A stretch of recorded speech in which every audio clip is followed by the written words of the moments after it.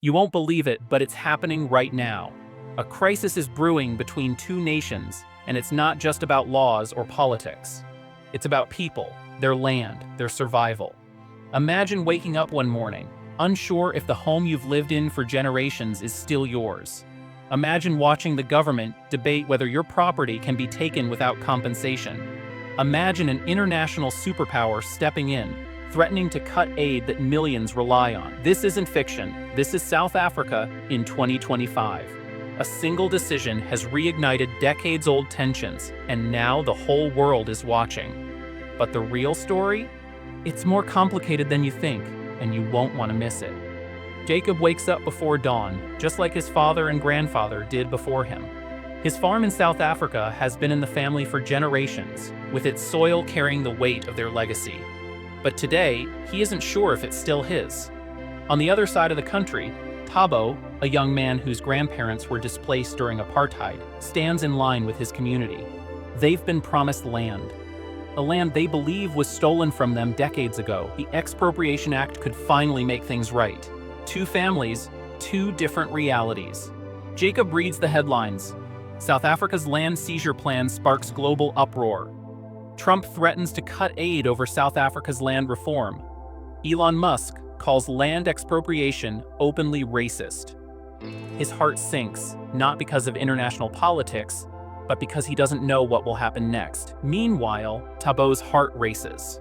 This could be the moment his family has waited for, a chance to reclaim what was once theirs. This is not just a legal matter. It's about history, power, and survival. And now the entire world is choosing sides.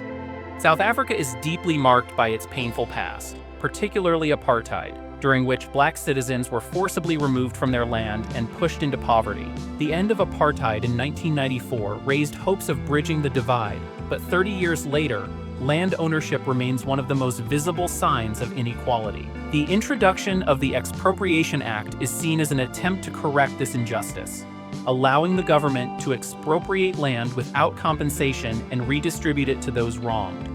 But this law is controversial. Some see it as justice, others as a dangerous government overreach. The Expropriation Act has divided the nation. Some believe it's a step toward justice. Others call it a land grab. But the international community's reactions have escalated the crisis. What started as a domestic issue now has global consequences. Debate surrounding the Expropriation Act has captured global attention, especially after U.S. President Trump's involvement. His stance has turned it into a high-stakes political drama, pitting human rights against government overreach, justice against economic disaster. Trump's demands for South Africa to reverse course or face consequences have added pressure on an already delicate situation. Elon Musk, another South African native, has weighed in, calling the policy openly racist. His comments have added fuel to the fire. The influence of these global figures is undeniable. They have power, and their words have power. South Africa insists that the Expropriation Act is in line with its constitution, but the U.S. is a powerful ally, and if it cuts aid, the consequences could be catastrophic. Millions rely on that aid for healthcare, education, and economic stability.